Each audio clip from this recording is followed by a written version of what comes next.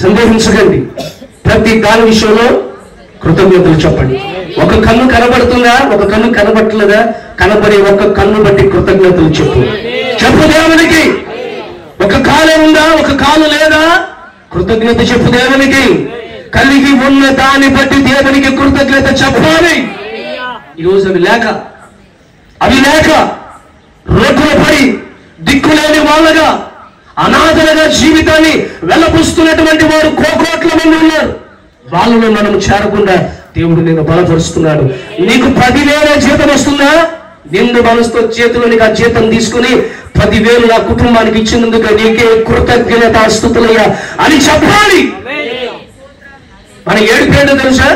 10,000 చూసి ప్రభువా ఈ 10,000 ఏం చేస్తాం ప్రభువా, ఈ 10,000తో ఏం జరుగుతుంది ప్రభువా, ఈ 10,000 అసలు ఎలా చేయాలి ప్రభువా, పాలోడు కట్టాలా, కరెంటు కట్టాలా, ఇంటి రెంట కట్టాలా, పేపరోడు కట్టాలా, కేబుల్ కట్టాలా, ఫీజులు కట్టాలా, ఏం చేయాలయ్యా? స్తోత్రం.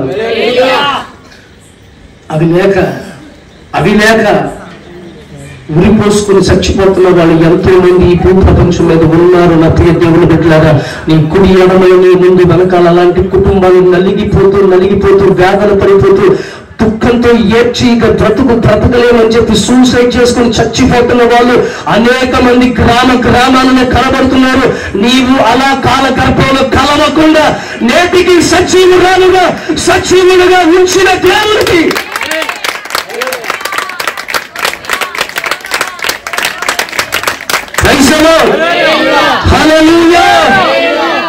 ఒకప్పుడు గోపాలకృష్ణ గారికి వసతులు లేవు, ఈ సదుపాయాలు లేవు.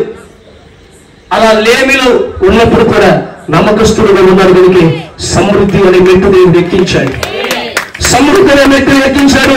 రేపు ఇంకా ఐశ్వర్యం అనే మెట్టు ఎక్కించబోతున్నాడు.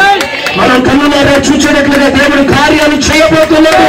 ఒక్క గోపాలకృష్ణ గారి జీవితంలో మాత్రమే కాదు, ఈ రాత్రి ఈ కూడిక వచ్చిన మీ అందరి జీవితంలో దేవుడు చేయబోతున్నాడు. నీ వ్యక్తిగత జీవితంలో దేవుడు చేయబోతున్నాడు.